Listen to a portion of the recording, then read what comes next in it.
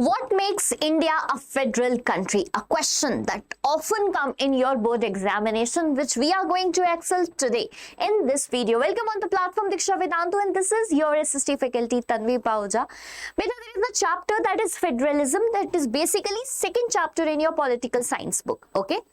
In which a question comes that what makes India a federal country? That is what we are going to learn today in this video.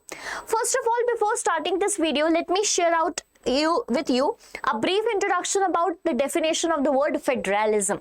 Right? So the chapter is federalism, okay? Or we can call it a federal form of government. Now, what is federalism, beta? So it is a political phenomena in which what happened? Power is being shared. So in the political phenomena, in federalism, the power is shared. The power is shared among what?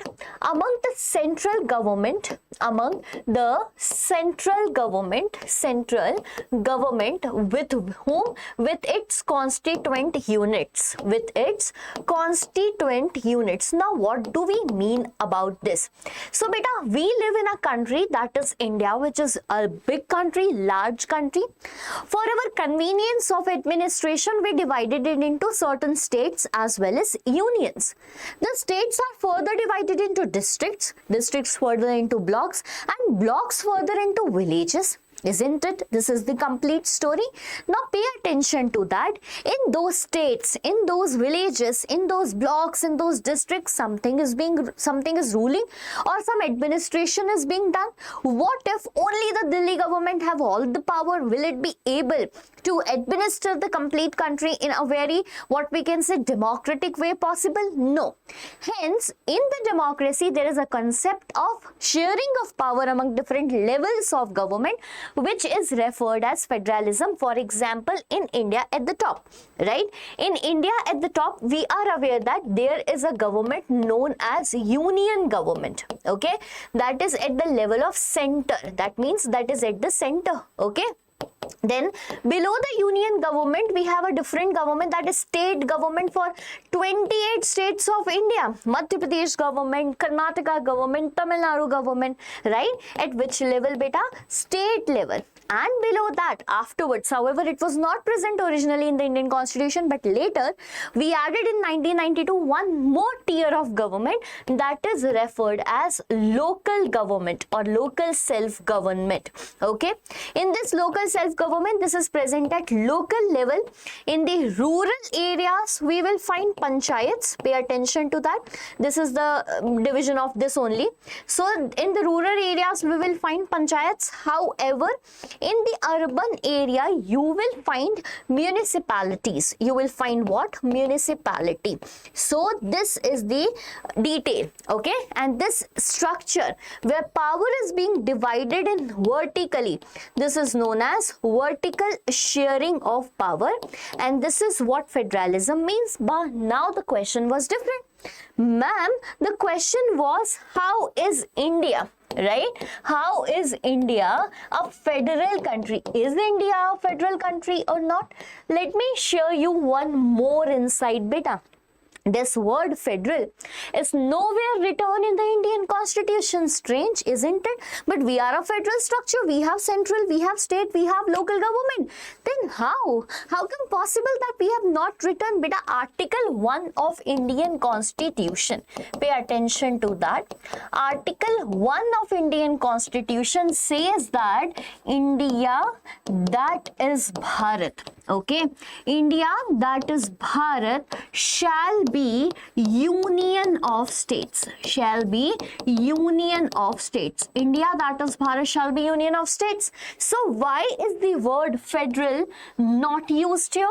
Why the word union is used here? So let me tell you a story behind that. Actually, it's not the story, it is the reason behind that. But what happens? See, USA is an ideal federal country. Okay, what is USA? USA is an ideal federal country. See the word United States of America, where different constituent units united and form the country. So when they form the country by themselves, the equal power is being given to them. Again, in this federal structure, one more power comes along with them. And what is that?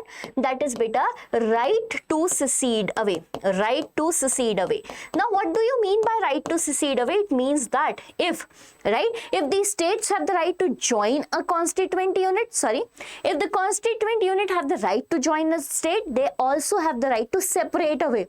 So think about it. If we give the right to separate to the states of India, there will be a separate Gujarat, there will be a separate Tamil Nadu, Kerala, separate Assam, separate Arunachal Pradesh, because they will be separated. We have multi-diversity nation.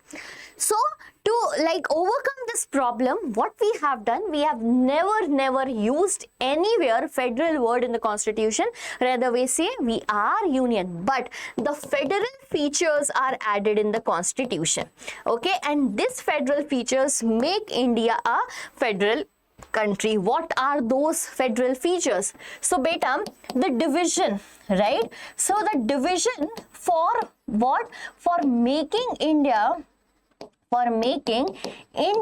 what? A federal country. A federal country is done in terms of its legislation. Legislation means law-making rights, as well as administration in the following manner. So in the constitution, beta, 3 lists are added. What is added, beta? 3 lists is added. The first list is known as union list. Why we made this list? So there are 3, what we can say, levels of government. All these levels of government should have their work, their responsibilities, their right to make laws on different topic, and well as to administer it, as well as to collect taxation. So these are the matters which need to be discussed. Those matters are listed in the union list. Second is state list, okay? State list, and the third one here is concurrent list. Concurrent list. So basically, when the constitution was made, there were 2 levels of government according to Indian constitution when it was made, right? Later the third one is added, that is central and state government. According to that, the work and responsibility for legislation, administration and taxation was divided according to these lists. The first list was union list, beta. The union list contained all the subjects. Okay, it contains all the subjects that was of national importance. That means it is important for the nation. And who can make the law on these subjects, beta? Obviously, the central government can make the law on these subjects. Now come to the point. Acha, what are these subjects, ma'am? Tell us with the help of example. Beta, if we see example like defense of India, what do we call it? We call it Indian Army. And we know that army is necessary to protect the country. What if someday, for an example, think about it, that Madhya Pradesh has its own army, Rajasthan has its own. Rather than ending up with the other countries, they will be fighting among themselves only. Okay, ending up fighting among themselves. So this should not be a state subject. Rather, this is the reason it is a union subject. For example, currency. What do you think? There will be a single currency for the nation to facilitate the trade or not? Yes. Like banking, RBI will make a same rule for the entire nation. So there are certain subjects which should be same for the nation added in the union list. The next list, however, is the state list. Obviously, here the subjects in this list will be of what? State as well as regional importance. Okay, state as well as regional importance. Pay attention to that, right? Who will make the law on this subject? For obvious, ma'am, now we are pretty aware about that. That is state government. Yes. And what are the subjects? First one is, let's see, first one is police. See, we don't call it Indian police, we call it MP police, Jharkhand police, Chhattisgarh police, etc. So as in the example, my first word is MP, you are pretty sure that I'm from MP. However, that is none of the business right now. So police is here. Then we know about agriculture. Every state have a different agriculture practices. Then we have irrigation, which is different in each of the state trade. So there are a lot of subjects which are added in state list, some around 64. The third one here is concurrent list. Now what is this, ma'am? There are two levels of government at that time, two lists done and dusted. Why was there the need of concurrent list, bacha? There was need of concurrent list because there were subjects in which the interest of both the state as well as the center government lies. There are subjects which need to be discussed in both the levels of government. Hence, so there are common subjects, okay, common subjects in which both the level of government can make the law. Both level of what, bacha? Government can make the law.